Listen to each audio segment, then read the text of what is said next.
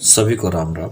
मैं B S Panwar अपने channel drawing study में आप सभी का स्वागत करता हूँ।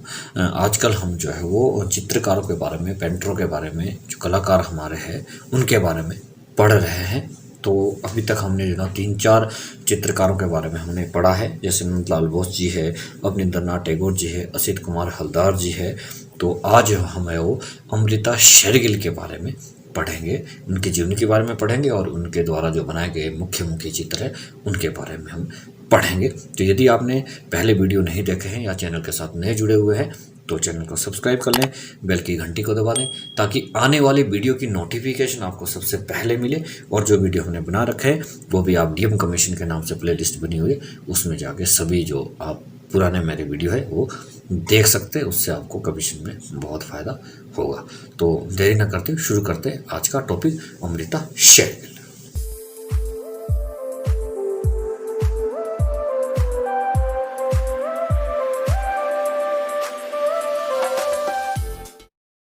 अमृता शेरगिल का जन्म जो है वो 1913 में हुआ था और 1941 में इनकी जो मृत्यु हुई थी। बहुत कम समय में जो है इन्होंने इनकी ज़िंदगी रही, पर इतने अल्प काल में भी इन्होंने बहुत अच्छी पेंटिंगें बनाई और पूरे विश्व में जो है अपना नाम रोशन किया है पेंटिंग की दुनिया में। तो अमृता शेरगिल के पिता जो है वो सिख तथा माता जो है वो हंगरियन थे। तो इनके पिता सिख थे, सरदार थे, और माता हंगरियन थे।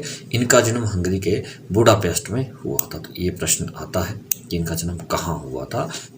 सन 1929 से 1934 के मध्य इनकी कला शिक्षा पेरिस के प्रसिद्ध कला शिक्षक लूसियो साइमो की देखरेख में हुई थी। तो ये इनके गुरु थे, ये आपने नोट कर लेना, ये भी पूछा जाता है। सन 1934 के अंत में हुए शिमला आ गए। शिमला भारत में, और हम तो वैसे भी हिमाचल में हैं, हमें तो शिमला के बारे में ज़्यादा पता है। और भारतीय जनजीवन के विषयों पर चित्र बनाने लगे। शिमला में आकर के इन्होंने जो भारतीय जनजीवन पे चित्र बनाए। अमृता की कला में पूर्व और पश्चिम की शैलियों का बड़ा सुंदर समन्वय हुआ, क्योंकि पहले इन्होंने पश्चिमी शैली में काम किया, फिर इन्होंने पूर्वी शैली में भारत में काम किया।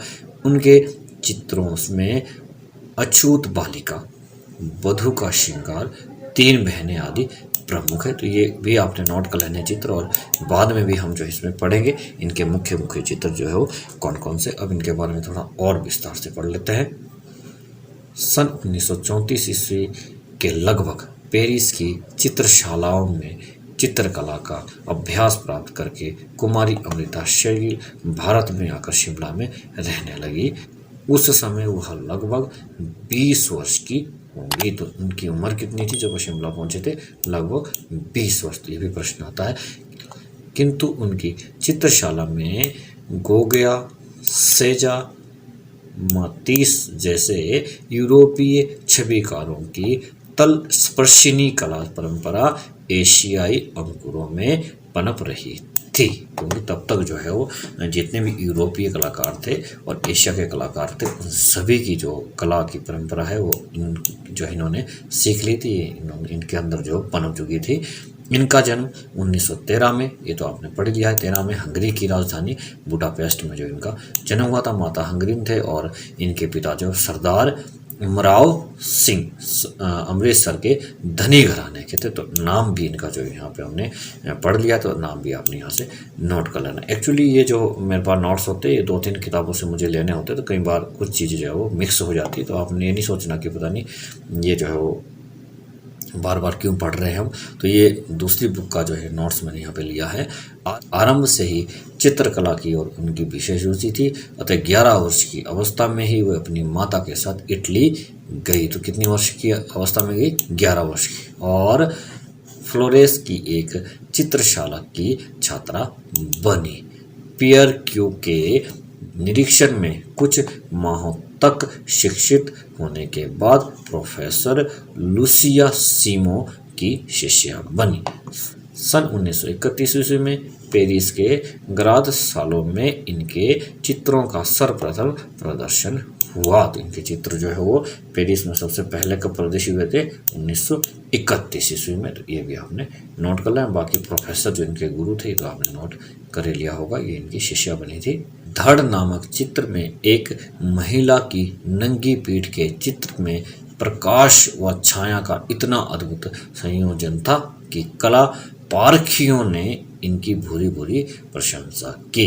एक और चित्र इनका था युतिया नामक चित्र प्रदर्शित करके चित्रलेखा अमृता फ्रांस भर में प्रसिद्ध हुई। तो इस चित्र से जो ये पूरे फ्रांस में बहुत ज़्यादा प्रसिद्ध हुई थी, किंतु यह सभी चित्र एकेडमिक शैली के थे। तो ये जो है वो एकेडमिक शैली के चित्र थे। तो ये भी पूछा जाता है कि इनके चित्र जो है वो किस शैली के थे, या एक ही चित्र का भी नाम लिया जाएगा तो भी ये आपने नोट कर लेना। प्रतिभा के कर्मिक विकास के साथ साथ ही वे इससे मुक्त होकर एक मौलिक दिशा की ओर अग्रसर होती गई। तो बहुत कम उम्र में जो है उन्होंने बहुत अच्छे चित्र बनाए थे। तो आगे हम इनके चित्रों के बारे में पढ़ते हैं कि इन्होंने कौन कौन से चित्र जो बनाए थे, मुख्य इनके कौन कौन से चित्र थे, तो क्या आपने नोट कर लेना है। तो ये हमारे अमृता शैलगी जी है। इनके चित्र में सबसे पहले जो हमें दिख रहा है वो है प्रोफेशनल मॉडल, पर्वतीय पुरुष, पर्वतीय स्त्रियां, भिकमंगे, नील बसना, नव स्त्री, ब्रह्मचारी। ये जो हो आपने सबको इनको नोट कर लेना। ये इनमें से कोई भी एक पूछा जाता है तो आपको पता होना चाहिए कि ये चित्र किस चित्रकार का है। वधू का श्रृंगार, बाजार जाते हुए दक्षिण भारतीय ग्रामीण, गणेश पूजा, हाथी का स्नान, हल्दी पीसती औरतें। ये काफ़ी पूछा जाता है, हल्दी पीसती औरतें। शायद मुझे भी ध्यान है कि एक दो बार ये कमीशन में आ चुका है। सिख नायक, ये भी इनका जो है बहुत प्रसिद्ध चित्र है। फल बेचने वाली या केले बेचने वाली, ये एक ही चित्र है और ये भी जो है काफ़ी इंपॉर्टेंट है, ये भी पूछा जाता है। नारी, भारतीय लड़कियां और पणिहारिन, ये जो चित्र इनके मुख्य चित्र थे। और पहले भी आपने जो डिटेल स्टडी में जब हम पढ़े थे तो 2-3 चित्र पहले भी इनके आए थे, तो वो भी आपने नोट कर लेने। तो यदि आपको वीडियो पसंद आया है तो वीडियो को जरूर लाइक कर दें, मेरा उत्साह बना रहेगा। और अभी तक भी आपने चैनल को सब्सक्राइब नहीं किया है तो प्लीज़ चैनल को सब्सक्राइब कर दें। Thanks for watching my channel.